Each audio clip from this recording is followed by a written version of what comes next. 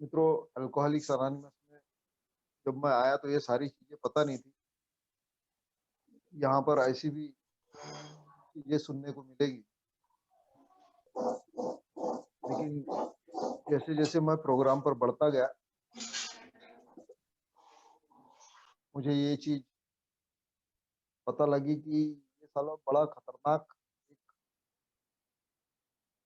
Defect है मेरे अंदर, जो मुझे निकालना बहुत जरूरी है।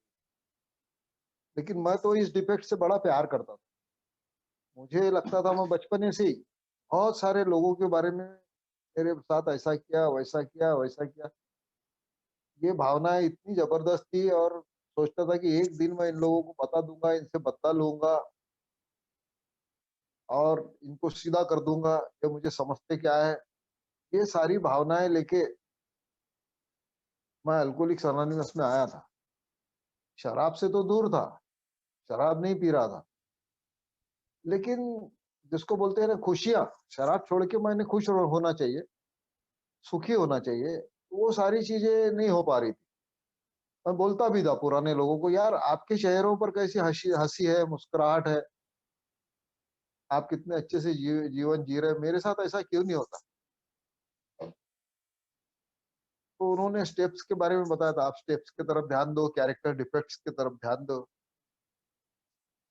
तब मुझे इस डिफेक्ट के बारे में पता चला कि ये बड़ा जोरदार कैरेक्टर डिफेक्ट मेरे अंदर घुसा हुआ है।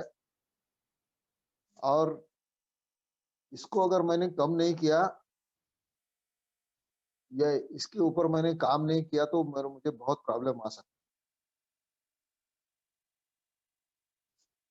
और इस पे मैंने सोचना शुरू किया। सबसे पहले मैंने सोचना शुरू किया कि बात सही है कि ये अल्कोहलिक्स अनोनिमस बोलती है कि ये जो डिफेक्ट है, एक नंबर का, जिसको गुनहगार बोला गया है, अपराधी डिफेक्ट है। तो मैं बड़ा सोच में पड़ गया कि ये एक नंबर का अपराधी डिफेक्ट कैसे है। और जैसे जैसे मैं अपनी जिंदगी में देखते गया, बिल्कुल सही नजर आया कि बिल्कुल सही बात है। अल्कोहलिक्स अनोनिमस बिल्कुल बराबर बोलती है, मैं कितना भी खुश हो जाऊं, कितने भी पैसे कमा लूं, कितने भी अच्छे काम कर लूं, अगर ये डिफेक्ट है तो हर व्यक्ति के बारे में मेरे अंदर खुन्नस रहेगी और मैं किसी से भी व्यवहार नहीं कर पाऊँ। मैं थोड़ा-सा बहुत सारी किताबें पढ़ के आया था अल्कोहलिक्स अनोनिमस में, तो मुझे लगता था यार ये सिर्फ मेरे को ही क्यों है ऐसा? बाकी लोग भी तो है दुनिया में, उन्होंने भी ये सब करना चाहिए। तो उसके भी जवाब मुझे स्पॉन्सर के द्वारा मिलते गए कि ये प्रॉब्लम नॉर्मल आदमी को भी होता है, उनको भी खुन्नस की भावना होती है, मगर उसको बड़े अच्छे ढंग से वो हैंडल कर लेते हैं, उनको ज़्यादा प्रॉब्लम नहीं होता।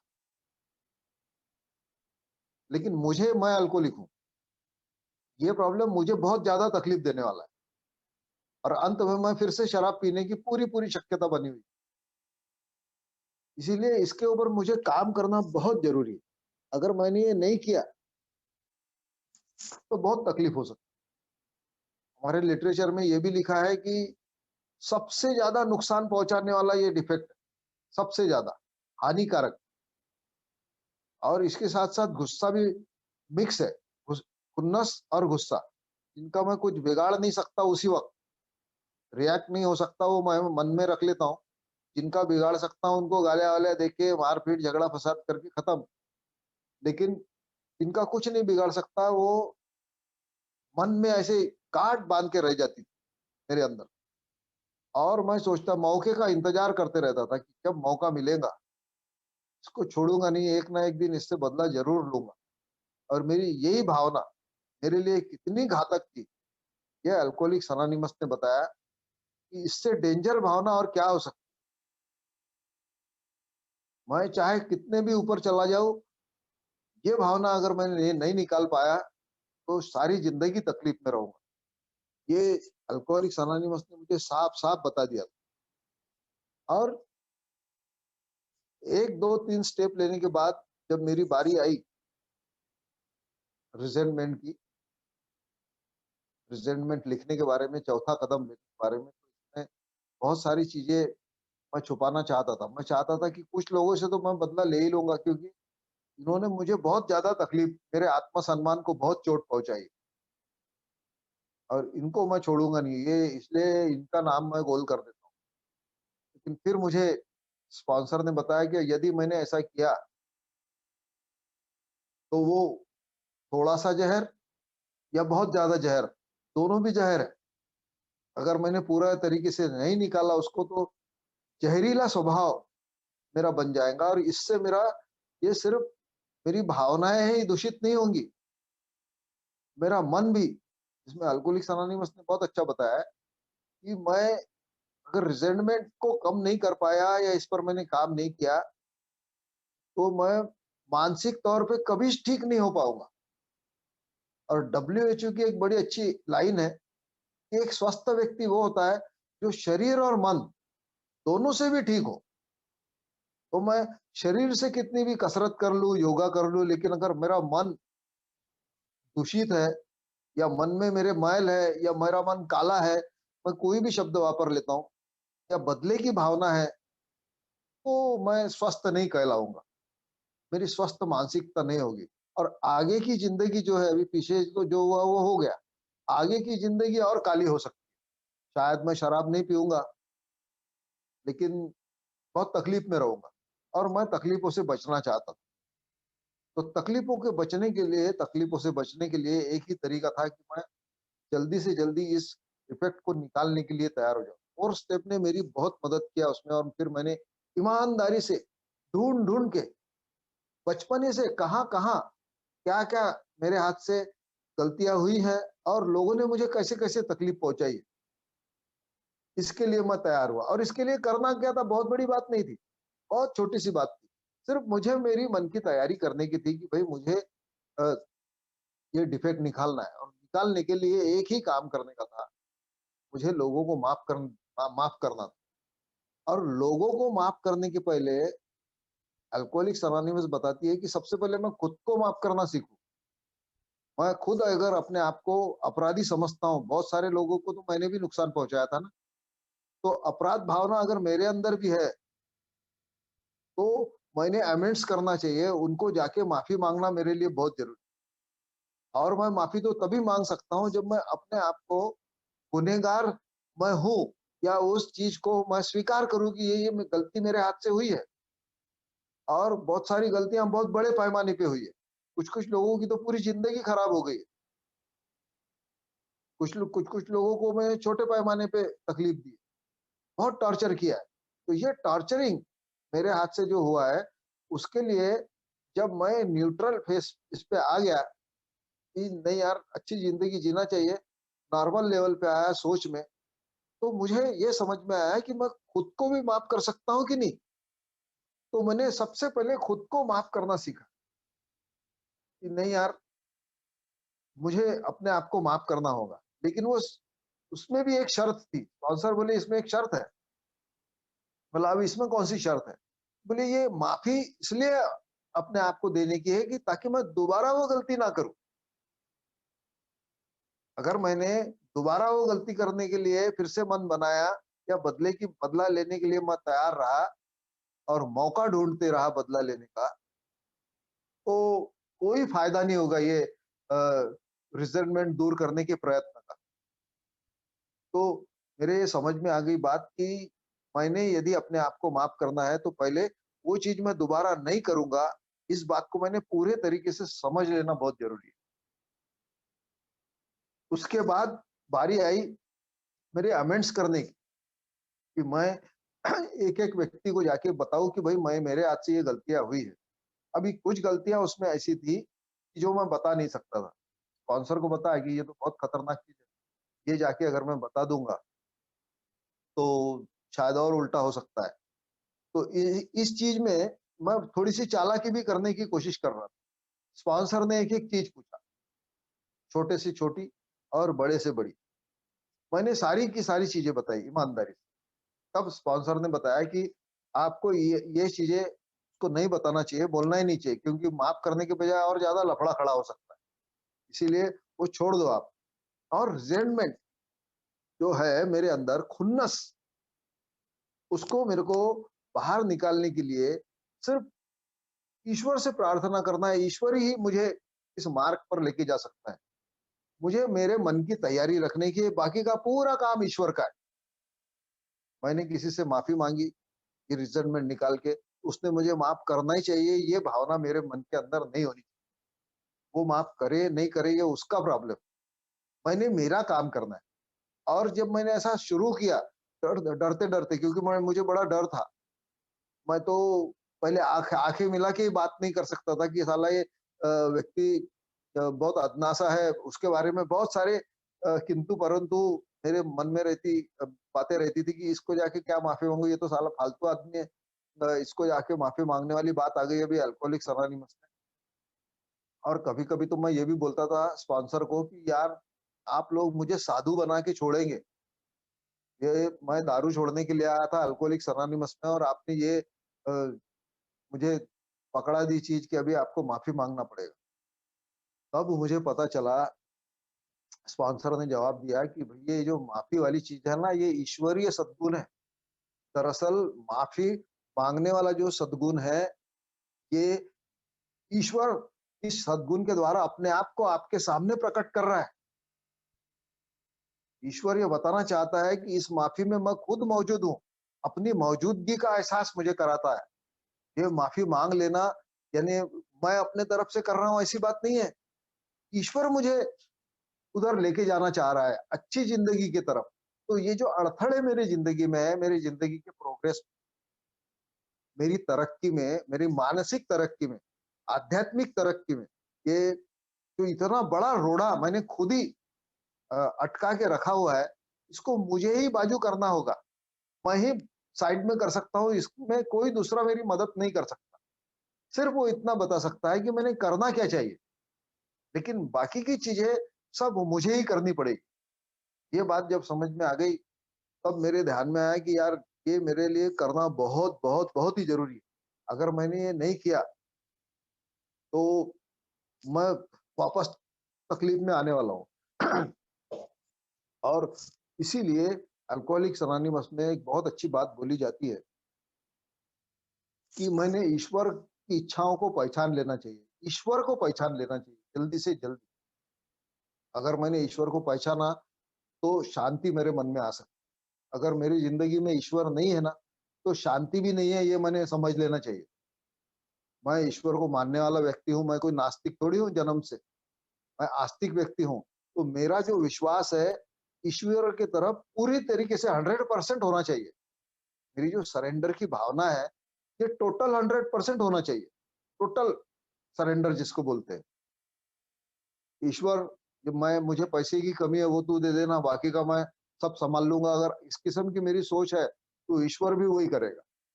अल्कोहलिक्स अनोनिमस में बहुत अच्छी-अच्छी चीज़ें सीखने को, अल्कोहलिक्स अनोनिमस में बोला गया है कि जिस भावना से मैं इस मीटिंग में बैठा हूँ ना, वो भावना मेरी अवश्य पूर्ण होगी।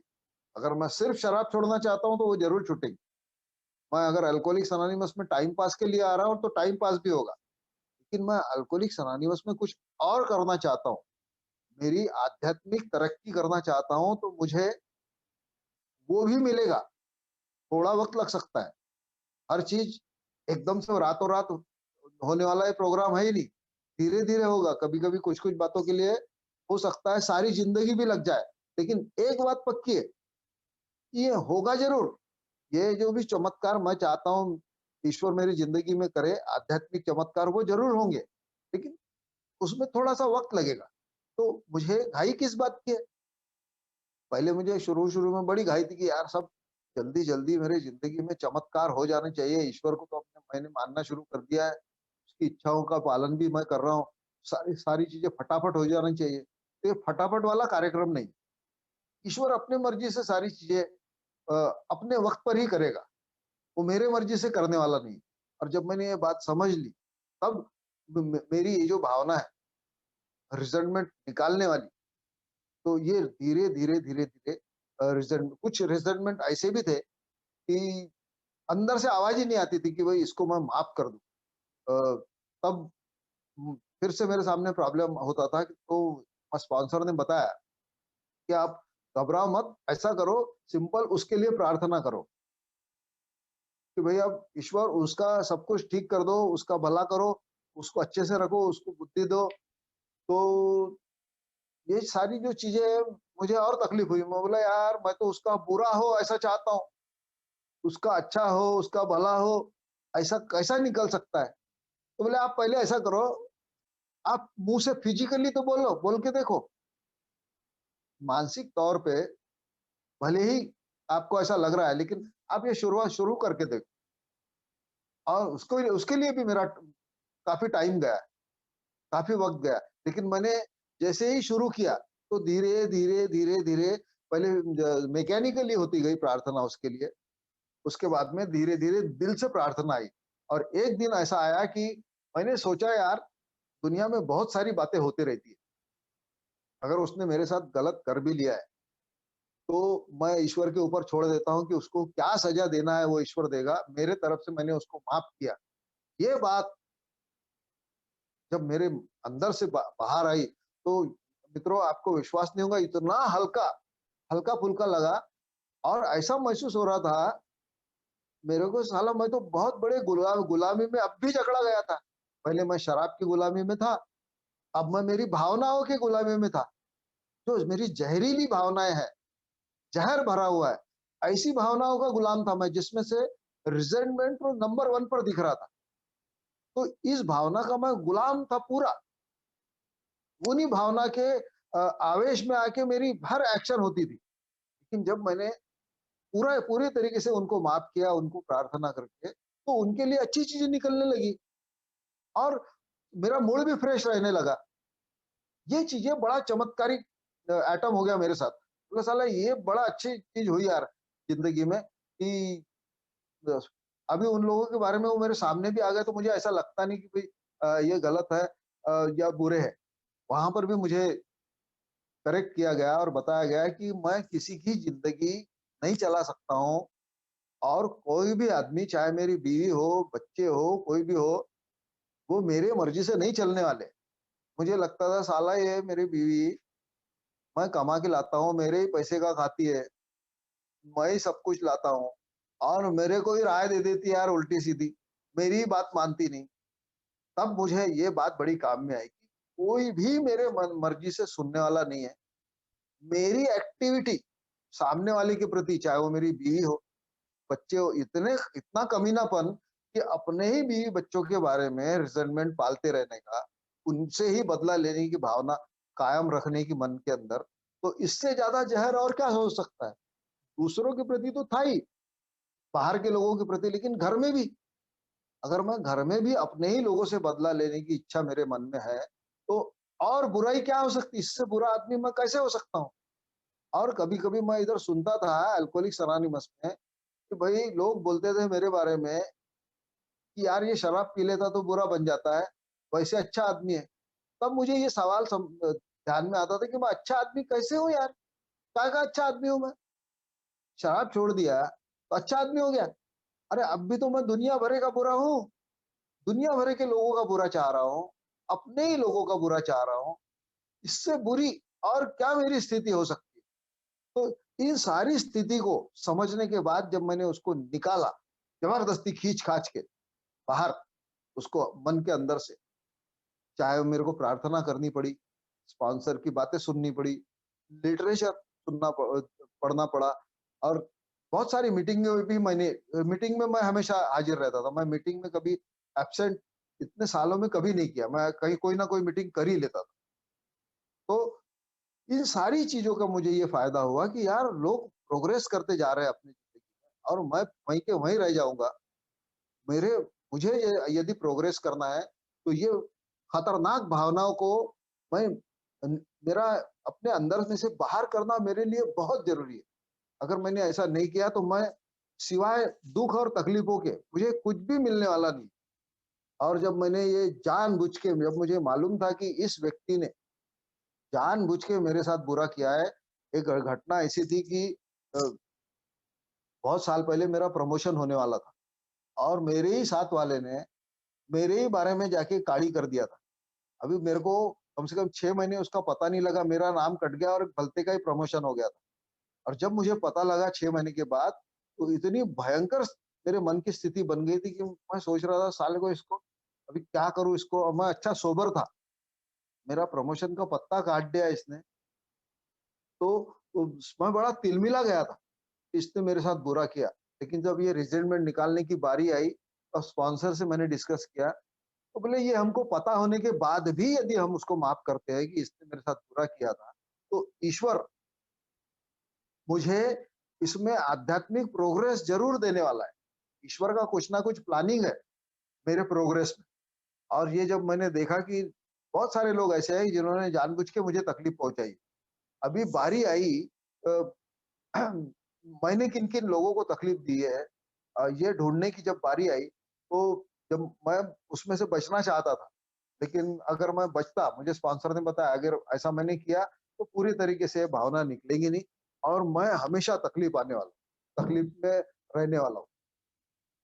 और ये सारी चीज़ें करते वक़्त अल्कोहलिक्स अनोनिमस की कंटीन्यूअस मीटिंग करना मेरे लिए बहुत ज़रूरी, ये तीनों धरातल पे मेरे लिए इतनी ज़रूरी चीज़ है। मेरी मेरी जो भावनाएँ हैं, मेरी ये भावनात्मक बीमारी भी है, रिज़ेंटमेंट, मेरी आध्यात्मिक बीमारी भी है और मेरी मानसिक बीमारी भी है। मेरी तीनों चीज़ों से ये रिज़ेंटमेंट जुड़ा हुआ है। मेरी ज़िंदगी के तीनों हिस्से में ये मौजूद है और इसका नतीजा ये होता है कि मेरे एक्शन में आ जाती है। जब मैं सामने वाले से मिलता हूँ या दुनिया से जब मैं फेस करता हूँ ना, तो मेरे अंदर एक बेकार किस्म का इस नकली गुरूर होता है, अहंकार जिसको बोलते हैं कि भाई देखो यार अपने साथ ऐसा अपन ऐसे आदमी है, अपने साथ ऐसा-ऐसा रहना। ये मैं मेरी बॉडी लैंग्वेज से जब बात करता हूँ, तब और ज़्यादा प्रॉब्लम मेरे ही लिए खड़ा हो जाता है। अगर मैंने मेरे रिज़ेंटमेंट को नहीं निकाला तो। लेकिन रिज़ेंटमेंट निकलने के बाद ये फ़र्क पड़ता है कि भई आपको जो बोलना है वो बोलो यार, आपको जो करना है करो। अभी मेरे को मेरी बीवी के ऊपर कोई ज़बरदस्ती नहीं है, बच्चों के ऊपर भी कोई ज़बरदस्ती नहीं कि भैया तेरे को क्या पढ़ना है, कौन-सा सब्जेक्ट लेना है, तू इतना बता दे कि मेरे को क्या करने का है, उसके लिए।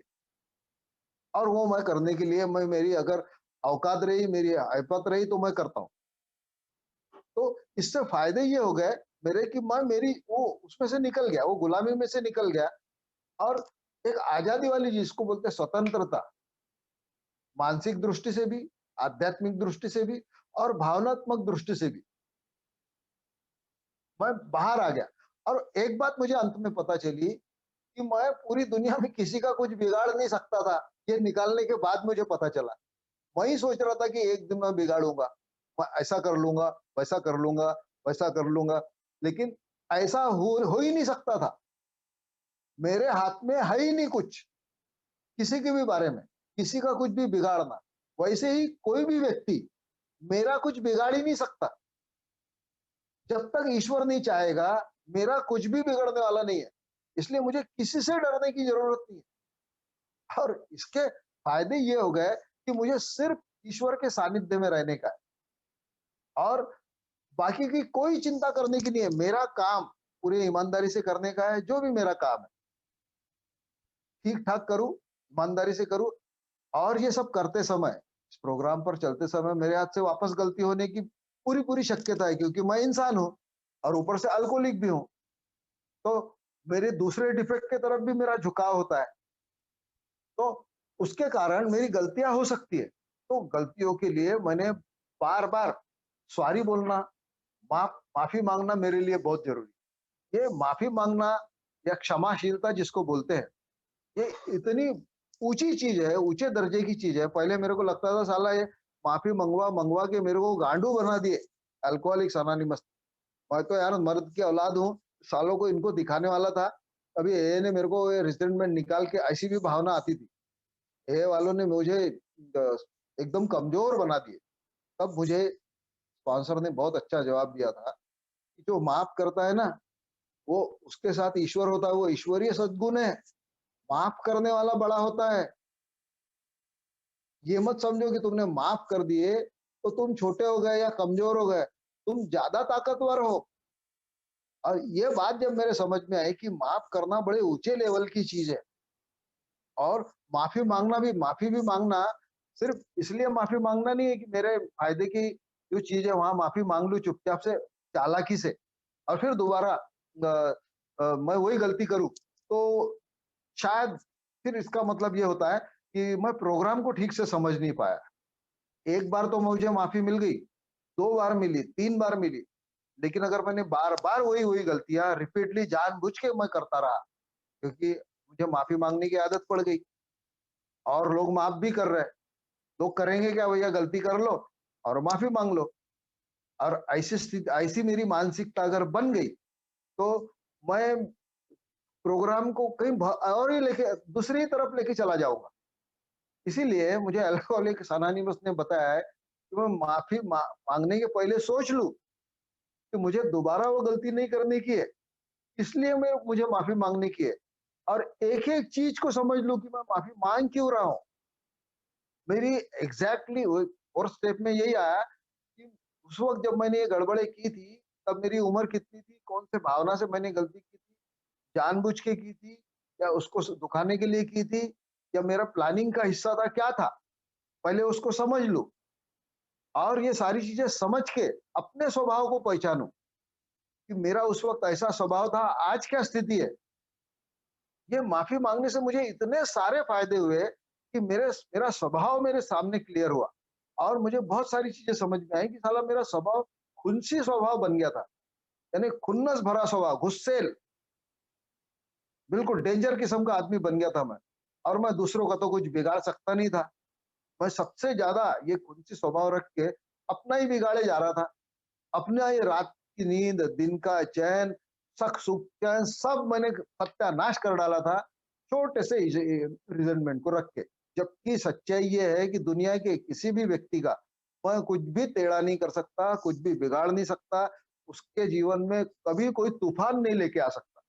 सब कुछ करने वाला, कराने वाला ऊपर वाला बैठा हुआ है और उसी ने मुझे अल्कोहलिक्स अनोनिमस में भेजा है और वापस मौका दिया है।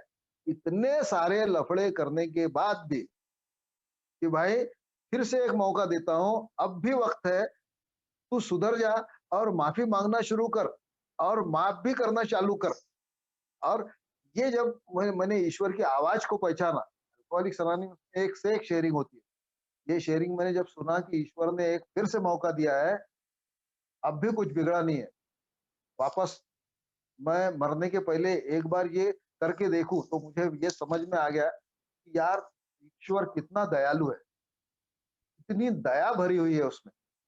माफ़ करना जो माफ़ करता है, उसमें दया कितनी है और ये दया की भावना मैंने अपने अंदर छुपा के रखी थी, अपने ऊपर ही दया दया कर रहा था, दूसरों पर कर ही नहीं रहा था।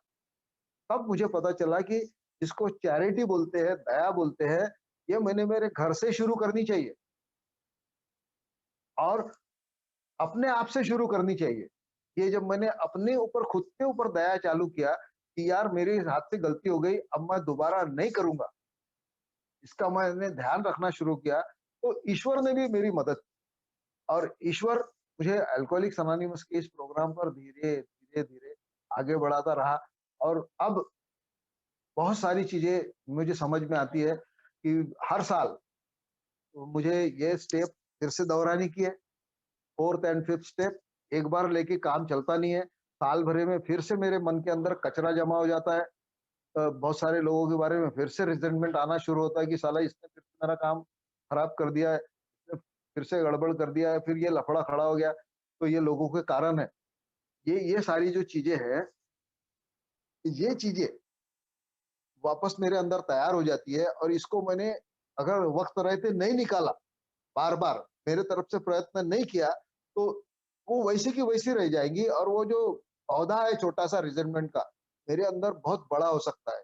एक बहुत अच्छी कहावत हम लोगों को सुनने को मिलती है कि जैसा मैं बीज बोऊँगा, वैसे ही वो वृक्ष मुझे फल देने वाला है।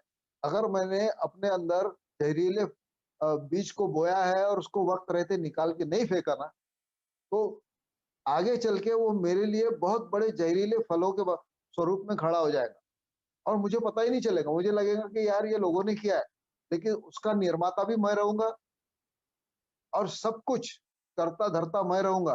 यानी अपना बुरा सिर्फ़ मैं ही चुनने वाला हूँ। इसलिए मैंने हमेशा ये याद रखना चाहिए रिज़ेंटमेंट पे कि रिज़ेंटमेंट मेरे लिए बहुत ज़्यादा खतरनाक चीज़ है। एक नंबर का शत्रु बोला गया है अल्कोहलिक्स अनोनिमस। ये मेरा शत्रु है और अगर मैं चाहता हूँ कि ये प्रोग्राम पर अच्छा जीऊँ, खूबसूरती से आगे बढ़ूँ, मेरी ज़िंदगी में ईश्वर जो चाहता है वो अच्छी-अच्छी चीज़ें आए, तो मुझे रिज़ेंटमेंट को निकाल के बाहर करना मेरे लिए बहुत ज़रूरी है। यदि मैंने ऐसा नहीं किया, तो मैं इतने साल अल्कोहलिक्स अनोनिमस में आ रहा हूँ, इसका कोई भी फ़ायदा नहीं होगा। बिल्कुल फिर से मैं सांप-सीढ़ी के खेल जैसा मेरा काम हो जाएगा। जैसे सांप-सीढ़ी का खेल खेलते-खेलते सांप के मुँह में गए कि सीधे वापस दुम में आ जाते। यानी फिर ज़ीरो। शराब नहीं पी रहा हूँ, लेकिन मेरी ज़िंदगी में फिर से नफ़रत है, लफड़े हैं, गुस्सा, अहंकार, ये सारी चीज़ें बनाई बनी रहेंगी। और अगर ये सारी चीज़ें मैं निकालना चाहता हूँ, तो इसकी शुरुआत मैंने रिज़ल्टमेंट को निकालने की कोशिश करते रहना चाहिए। और फिर से एक बार मैं ये दोहराना चाहता हूँ, इसके लिए मुझे कोई ख़ास काम नहीं करना है। सिर्फ़ मुझे मेरे मन की तैयारी रखने की है कि भई चलो यार मैं तैयार हो जाता हूँ। अभी मुझे सबको माफ़ भी करना है और माफ़ी माँगना है। इतना भी मैंने कर दिया, तो बाकी का काम ईश्वर कर लेता है। बाकी का ईश्वर मुझे मदद करते रहता है कि अब मुझे आगे क्या करना है। सिर्फ़ मुझे मेरा विलिंगनेस, मेरी इच्छा अपने आप के सामने प्रकट करने की है और इतना मैंने किया तो बाकी की सारी चीज़ें ईश्वर मेरी ज़िंदगी में बड़े खूबसूरती से लेके आता है। मेरा अनुभव अ ये रिज़ल्टमेंट के बारे में यही है और मैंने ये भी देखा था कि जब तक मैंने इसको निकाला नहीं, पूरी ज़हरीली ज़िंदगी थी। आज बड़ी खुशहाल भरी ज़िंदगी है। अभी किसी से इस दुनिया में मुझे कोई नफ़रत नहीं। हर व्यक्ति अपने ढंग से काम कर रहा है और अच्छा कर रहा है। अल्कोहलिक्स अनोनिमस में भी हर एक व्यक्ति बहुत अच्छे तरीके से काम कर रहा है। पहले मुझे लगता था अरे साले ये कैसे कर रहे हैं यार काम, ये गलत कर रहे हैं, वो गलत कर रहे हैं। सर्विस में मैं आया, तब भी लगता था कि के सर्विस में भी ये ठीक से काम नहीं कर रहे हैं। उनको आता नहीं है कुछ भी। तो मैं जाके सिखाने की कोशिश करता था और जब उन्होंने नहीं सीखा तो रिसेंटमेंट पैदा हो जाता था। बाद में मुझे पता चला कि ऐसा करने की मुझे कोई ज़रूरत नहीं है। अगर मुझे ज़्यादा ज्ञान है ना अल्कोहलिक्स अनोनिमस का, तो मैं उसका इस्तेमाल अपने ऊपर करूँ, दूसरों के ऊपर करने की ज़रूरत नहीं है। और यही सेम चीज़ बाहर की दुनिया में भी लागू होती है। अगर मुझे ज़्यादा ज्ञान है, ज़्यादा अकल आ गई है, अल्कोहलिक्स अनोनिमस में रह के, तो मैं इसका इस्तेमाल खुद के ऊपर करूँ, दूसरों के ऊपर प्रयोग करने की मुझे कोई ज़रूरत नहीं। और बगैर पूछे किसी को मुझे राय देने की ज़रूरत नहीं है। दुनिया में सबसे सस्ती चीज़ होती है राय और मैं यही जाके देने की कोशिश अगर करूँ, तो सामने वाला अनचाही राय जब उसको मिलती है, तो वो स्वीकार करेगा नहीं और उसने नहीं किया तो मैं रिज़ेंटमेंट में आ जाऊँगा। इसलिए मुझे ये ध्यान में रखना ज़रूरी है कि हर एक व्यक्ति अपनी ज़िंदगी बड़े अच्छे से और बेहतरीन तरीके से जीने की कोशिश कर रहा है, सिर्फ़ उसका तरीका अलग है। ये में भी लोग अ, दूसरों को शराब थोड़ी पिलाने के लिए सर्विस कर रहे हैं। वो तो यही चाहते हैं ना कि लोग शराब से दूर हो जाएँ, सिर्फ़ उनका तरीका अलग है मेरे से, तो वो उनके तरीके से उनको काम करने मैंने देना चाहिए। वैसे ही मैं मेरे घर में भी मेरे बीवी को, बच्चों को, रिश्तेदारों को उनके ढंग से जीने देना बहुत ज़रूरी है। अगर मैंने ऐसा नहीं किया, मेरा ही ढंग लगाया, तो मैं वापस रिज़ेंटमेंट में जाने की पूरी शक्यता है। और अगर ऐसा हुआ तो ये प्रोग्राम का मुझे मज़ा नहीं आएगा और ईश्वर ऊपर से देख रहा है कि मैं इस प्रोग्राम को ठीक से फ़ॉलो कर रहा हूँ या नहीं कर रहा हूँ। और अगर ऊपर वाले ने देखा, ऊपर वाला तो बड़ा दयालु है, मैं कितनी भी गलतियाँ करूँ वो मुझे तो हमेशा माफ़ करने वाला है, यहाँ तक बात ठीक है। लेकिन बार-बार जानबूझ के वही गलतियाँ मैं कर रहा हूँ, तो ऊपर वाला भी क्या सोचेगा सोच सकते हैं आप। कि ऊपर वाला यही सोचेगा कि भैया ये बहुत हो गया यार इसका, अभी इसको फल देने की ज़रूरत है और जब उसका फल मेरे सामने आएगा, तो मैं फिर से दुखी हो जाऊँगा और मैं दुःख नहीं लेना चाहता, अभी मैं खुश रहना चाहता हूँ। और ये मेरे को तो बिल्कुल पुराने वाला सौदा है ही नहीं कि मैं रिज़ल्ट किसी का पालूँ, मैं तो भैया अपने फ़ायदे के लिए दूसरों को माफ़ करना चाहता हूँ, मैं खुश रहना चाहता हूँ। और बहुत अच्छी-अच्छी चीज़ें अल्कोहलिक्स अनोनिमस में बोली गई है कि रिज़ल्टमेंट वो ज़हर है जो मैं खुद पीता हूँ और मैं चाहता हूँ कि दूसरा मर जाए। ऐसा तो हो ही नहीं सकता ना, ज़हर मैं पीऊँगा और दूसरा मरेगा कैसा? मैं ही मरने वाला हूँ। इसीलिए रिज़ेंटमेंट जैसा ज़हर मैंने जितने जल्दी हो सके अपने अंदर से निकाल के बाहर करना ज़रूरी है। अगर मैंने ऐसा नहीं किया तो मैं ही तकलीफ में आ सकता हूँ। Thank you Vijay, thank you friends. आप लोगों ने सुना, मुझे मौका दिया उसके लिए बहुत-बहुत